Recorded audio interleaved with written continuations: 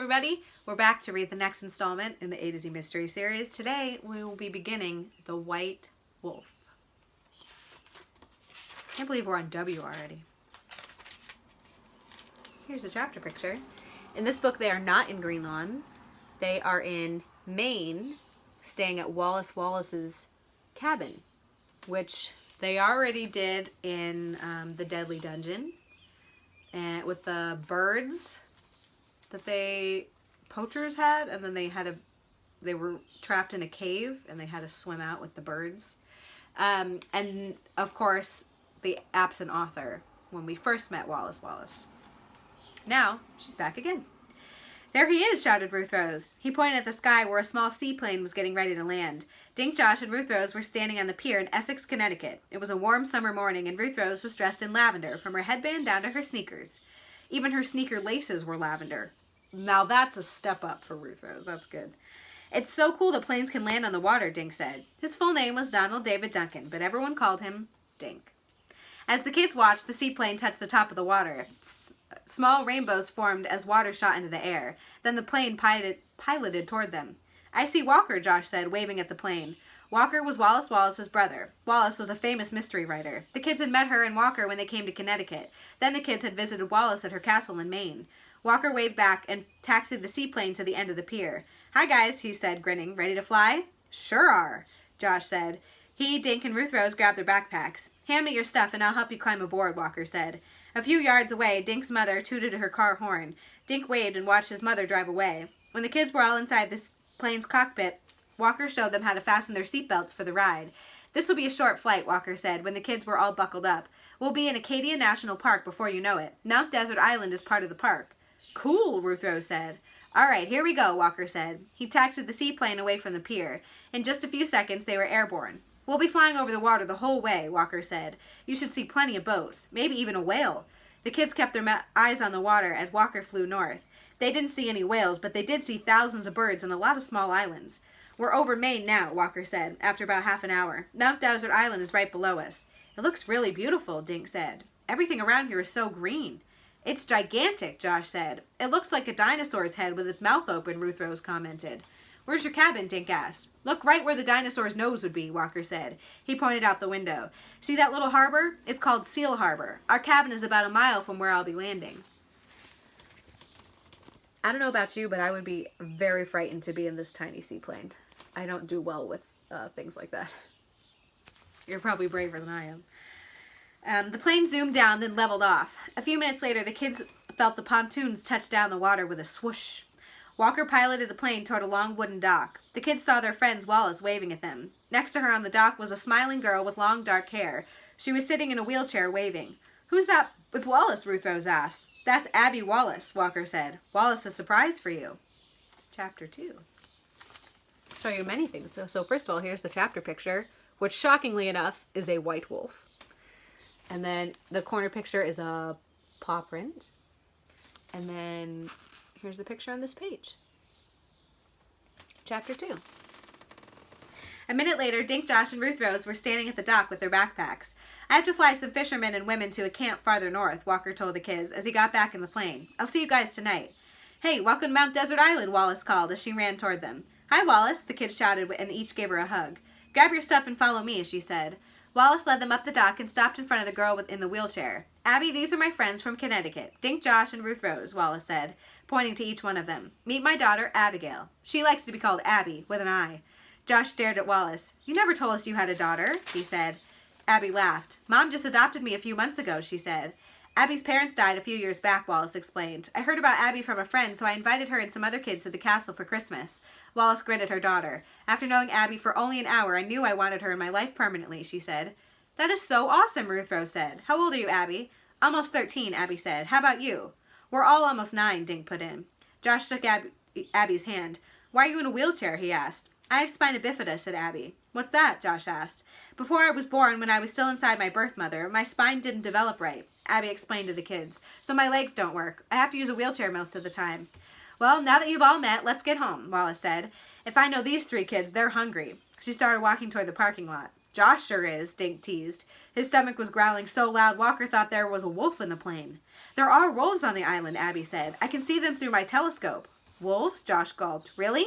Wallace stopped next to a red van. She clicked a remote which opened a door and lowered a ramp. Abby wheeled her chair up the ramp and into the van. That's so cool, Ruth Rose said. Wallace unlocked the other doors and the kids piled in. Ruth Rose and Josh sat in the rear with Abby, and Dink sat up front with Wallace. They drove along a road lined with tall pine trees. Through the branches, Dink saw glimpses of sky and water. After a few minutes, Wallace pulled off the road into a bumpy driveway. There it is, Wallace said, pointing to a long, shady cabin. She parked next to a flagpole flying an American flag. There's their van, and there's the cabin. Looks lovely. A low building nestled beneath sweet-smelling pine trees. Wooden steps led to a roof decked with that circled the entire cabin. Beside the steps was a ramp that sloped up to the deck. I love your house, Ruth Rose said, as they got out of the van. It's so cool and quiet here. I usually wheel myself up the ramp, Abby said, but it's more fun to have someone push me. I'll do it, Josh said. He guided the wheelchair up the wooden ramp with the others following. Do you want to see the wolves? Abby asked. Where are they? Josh said. He looked around the deck nervously. Over here, Abby said, and guided over her wheelchair toward the deck to a telescope. Take a look, but don't jiggle it. I have it right on the wolf's lair. Josh walked over to the telescope, squinted one eye, and peered into the lens. All I see are rocks and bushes. Keep looking, Abby said. I saw the wolf just before Mom and I went to meet you guys. Josh kept his eyes on the telescope lens. Suddenly he jumped back. Holy moly, he shouted. What? Dink asked. He and Ruth Rose hurried to join Josh and Abby at the telescope. I just saw a gigantic white wolf, Josh said. I see a white wolf. Chapter 3. Dink and Ruth Rose looked into the distant trees, trying to see the wolf. All I can see are some rocks, Dink said. The wolf is white, so she blends in, Abby said. You need the telescope. Josh backed away, and Ruth Rose took his place at the telescope. Oh my gosh, she breathed. It's beautiful. Can I look? Dink asked. Ruth Rose stepped back, and Dink peered into the telescope. I see it, he said. Suddenly they heard a wolf howling. Everyone jumped, and Abby started to laugh. I've recorded the wolf's voice, she said. She pointed to a small tape recorder on the table. Next to it was a box of labeled cassettes. Dink read a few of the labels. Raccoons, frogs, crickets, squirrels, birds, chipmunks. You recorded all these animal sounds? Dink asked. Abby nodded. It's my hobby, she said. I've been trying to record seals, but they never seem to make noise when I'm around. You have seals here? Josh asked. Abby nodded. A bunch of them live on a rocky island out there, she said, pointing toward the front of the cabin. That's why this is called Seal Harbor. Abby replayed the wolf's howl. It sounds lovely, Ruth Rose said. Abby nodded. She could be lonely, she said. She might miss the rest of her pack. How do you know the wolf is a girl? Asked Dink. Abby grinned. Because she has 3 babies, she said. Let me see, Josh said. He put his eye to the telescope again. I don't see any babies. I've only seen them a couple of times, Abby said. Josh let Abby have another look. The cubs are there, she said. They're lying right next to the mother. Their white fur blends with hers. Josh looked again. Guys, I see them, he said. Ruth Rose, then Wallace, peered into the telescope. They grinned and said, Oh, aren't they cute? When it was Dink's turn, he laughed out loud. The plump baby wolves were cuddled next to their mom, playing with each other's tails. Ready to see like the cutest picture ever? I can practically hear you guys going, aww. Who wants lunch? Wallace asked. I do, said Josh. Abby leaned over to the panel near the door and pushed a button. Immediately, the door opened inward. Cool, huh? She said. All the doors operate that way, Wallace said. I bought this cabin because the previous owner was also in a wheelchair. The kids followed Wallace and Abby inside. The living room had a braided rug on the floor. All the chairs and sofas looked soft and comfortable. A stone fireplace took up nearly one wall. Shelves on both sides of the fireplace held books, board games, and seashells. To the left of the fireplace were wide glass doors with a view of the sky, ocean, and islands. This place is awesome, Josh said. Thank you. Come on, I'll show you where you're sleeping, then we'll eat, Wallace told them. Ruth Rose, would you like to share my room? Abby asked. You can have the top bunk. Great, I'll follow you, Ruth Rose said. You two have a treat, Wallace said to Dink and Josh. Come on. She led the boys out through the glass doors. They followed her around to a different side of the deck. Oh my gosh, Josh said. A tent had been set up right on the deck under the roof. Inside the tent were twin beds, a small table with a lamp, and a rug on the floor. That must be a giant tent. It has 2 beds in it. It was Abby's idea. She thought you'd enjoy falling asleep listening to the waves, Wallace said. You might even hear the seals. It's excellent, Dink said. Thanks for going to so much trouble. No trouble at all, Wallace said. Get settled, then come back to the kitchen when you're ready. The boys entered the tent and chose the beds. Isn't this cool? Dink said. I guess, Josh said.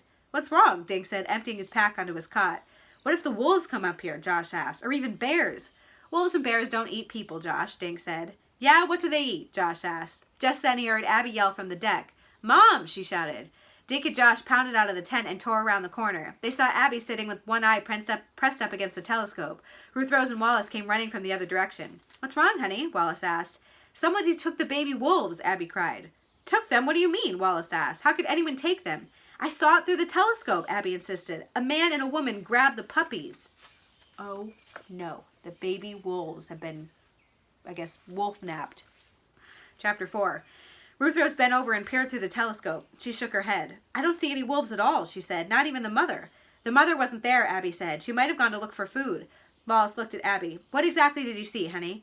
Abby had tears in her eyes. A man and a woman stuck the puppies into a cage. Wallace gave Abby a hug. Let's go inside and call the police, she said. The 4 kids followed Wallace into the kitchen. The table was set with bread, sliced meats, cheese, and a big green salad.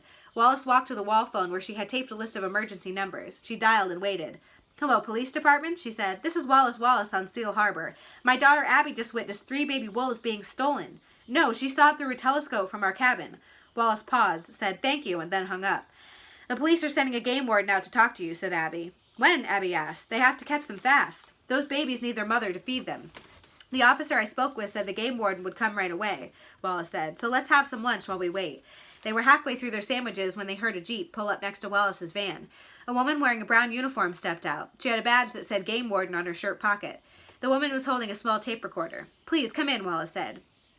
When they were all seated, the woman smiled at the kids. I'm Nadine Banks. Which one of you is Abby? She asked. I am, Abby said. Do you mind if I tape this interview? Nadine asked. Please, tell me exactly what you saw through your telescope. Abby told Nadine how she'd been watching the wolves ever since she discovered them a couple weeks ago. It was just the mom at first, Abby said. Then one day I saw the babies come out of the lair. It was so exciting. I'll bet it was, Nadine said. I knew about the wife wolf, but I didn't know she had puppies. Go on, Abby. Then today I was watching them while my mom made lunch, Abby said. The mother wolf was gone for a while, and the babies were sleeping in the sun. Suddenly a man and woman grabbed the babies and stuck them in a cage. Can you describe the man and woman? Nadine asked. They were only a couple of minutes, Abby said. They both wore t-shirts and shorts and baseball caps, but she had a long blonde ponytail. It stuck out of the back of her cap. Good. Did you notice anything else? Nadine asked. No. After they put the puppies in the cage, the people left, Abby said. My telescope was trained just on the lair, so I couldn't see where it came from or where they went. Nadine shut off her tape recorder. Taking animals out of Acadia National Park is illegal, she said. I don't know if we'll catch these 2, but we'll try. Thank you for reporting what you saw, Abby. Nadine laughed, promising to be back in touch if she needed anything. I wish we could do something, Abby said as the Jeep pulled away. Could Walker look for the thieves from his plane? Ruth Rose asked. What a great idea, Wallace said. She picked up the kitchen phone again. Wallace dialed, listened, then said, Walker, this is Sis. Call home as soon as you get this message. Abby was at her telescope. She saw a man and woman steal those baby wolves, both in shorts and caps. The woman had blonde hair. Wallace hung up the phone. I got his voicemail, she said. Don't worry, honey. Your uncle is always good about checking his voice messages. Abby backed away from the table and wheeled herself out onto the deck. Dink, Josh, and Ruth Rose helped Wallace clear the table, then walked out themselves. They found Abby peering through the telescope. I saw the mother come back, Abby said. She sniffed the ground, then went into her lair. Maybe we should go out there and investigate, Ruth Rose said, looking toward the woods. Out where? Josh asked. To the wolf's lair, Ruth Rose answered. We might find some clues. Would you? Abby asked. Josh froze. What if the mother wolf thinks we took her babies? He said. Wolves are afraid of humans, Abby told Josh. If she sees you coming, she'll hide until you leave. How do we get there? Dink asked. Abby pointed to a slight clearing in the woods near the cabin. I think there's a sort of trail there, she said. If you follow it uphill, it should go pretty close to where the wolves live. But what if the trail stops or leads somewhere else? Josh said. We could get lost out there. Abby made room for Josh at the telescope. See that big dead tree coming from the rocks? She asked.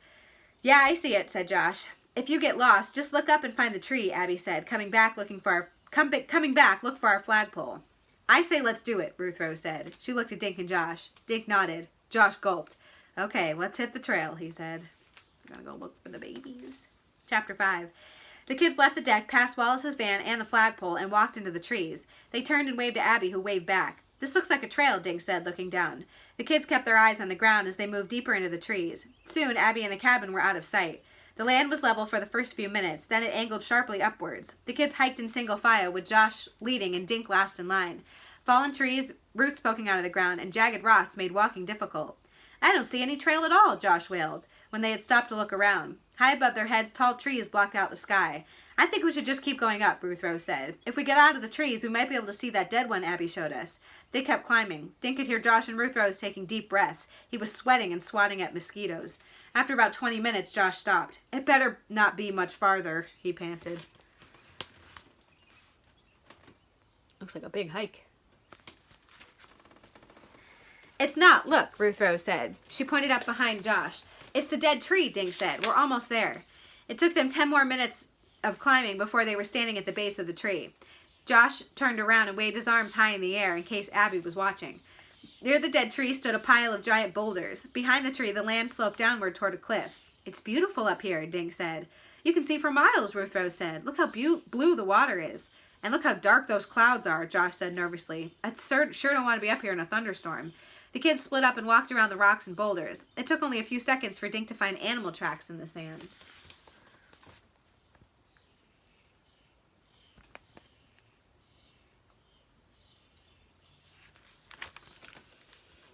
Guys, over here, he called. Josh and Ruth Rose found him on his knees. Look, are these wolf tracks? Josh and Ruth Rose knelt next to Dink. They do look like paw prints, Ruth Rose said, studying the sandy ground. Josh put his own hand next to a paw print. Look how big these tracks are, he said. Ruth Rose pointed to some shoe prints. Do you guys think these are kidnapper prints? She asked. Maybe, Dink said, but other people must have come up here too. The kids prowled among the rocks. They found animal tracks, but no more from humans. Josh stopped in front of 2 rock slabs leaning against each other. Beneath the rocks, a burrow had been dug, leaving the mound of loose dirt. Guys, I think I found the den, Josh whispered. The kids knelt and peered down into the dark lair. What if the mother wolf is down there right now? Josh asked. Suddenly, they heard a wolf howl. All 3 kids jumped back. Run, yelled Josh. She's not down there, Ruth Rose said. Look. The mother wolf was standing on top of the pile of boulders about 100 yards away. She was watching the kids with her ears standing straight up. While the kids looked at her, she let out another howl, then leaped off the rocks and disappeared. This is going to be hard to see, but it's right there.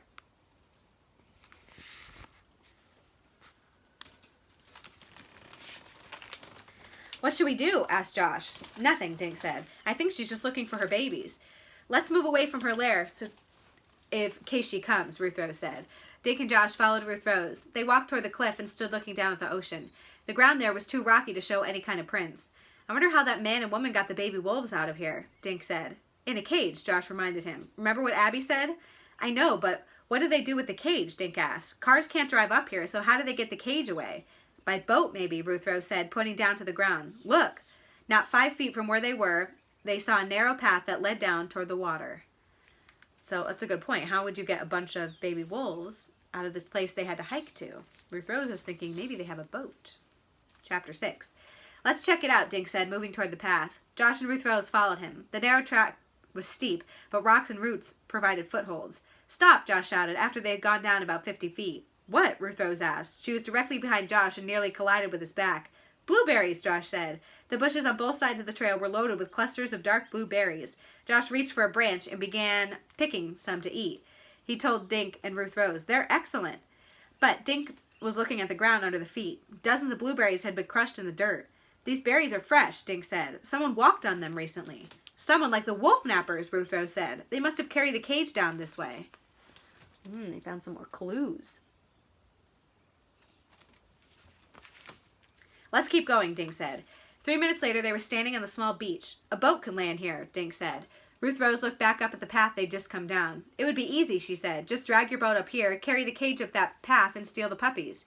Just about everybody out here must have a fishing boat or sailboat, Josh said. Dink sat in the sand and gazed out at the water.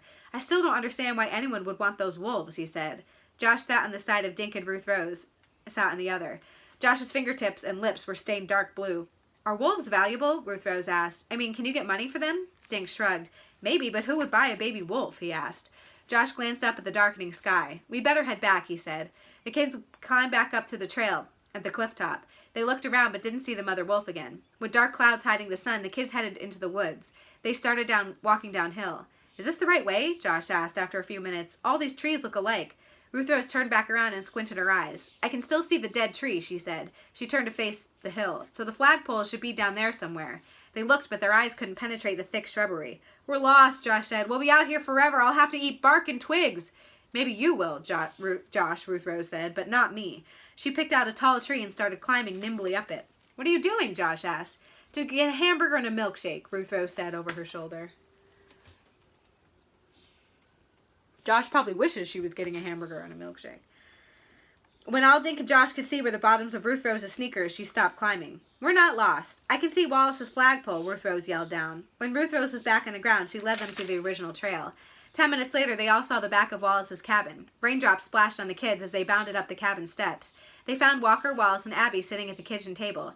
"Hey guys," Walker said. "Abby told us you went to the scene of the crime." "Without telling us," Wallace added. "Sorry," Dink said, "but you weren't here and—" "It's okay this time," Wallace said. "Abby explained why you left so suddenly." "Did you see the mother wolf?" Abby asked. "Yes, she was standing on some rocks howling at us. Then she took off," Josh said. "I still have goosebumps." The kids explained what else they'd seen. "We think the people Abby saw carried the cage down to the ocean. There was a little path and blueberries that were crushed by their feet. They must have had a boat waiting," Ruth Rose said. "But any hiker could have crushed the berries," Wallace said. "It didn't have to be the wolf nappers." "How else would they get away from there with the wolves?" Abby asked. "Are there roads up there for cars?" "No, but there are other trails that lead to roads," Wallace said. "And even if the thieves did use that path to get the cage and the boat, we'd never be able to prove it," Walker said. "There are hundreds of boats around these islands every day." Walker looked at Dink, Josh, and Ruth Rose. "After I got Sis's message, I took my plane up for a look," he said. "I saw plenty of people in boats, but no cages holding baby wolves." He put his hand over Abby's. "I'm sorry I can't tell you more, Abby." Just then they heard a toot from down by the water. Wallace leaned over the sliding glass doors and waved. "That's Morris," she said. "He runs the mail boat, even in the rain." "May I be excused?" Abby asked. "And would someone help me move my telescope?" "We'll help," Dink said. He, Josh, and Ruth Rose followed Abby down to the deck. She wheeled up to the telescope. "Where do you want it?" Ruth Rose asked. "Out front," Abby said, "where I can watch the water." She gazed up at the three kids. "Walker is right. There are zillions of boats around here," Abby said. "But if the people who took the wolf puppies have a boat, I'll find them." That's the end of the chapter. So their biggest clue now is to look for people in boats. I think that's a good idea. We're going to have to leave it there for now. We'll be back a different day to finish The White Wolf. See you then.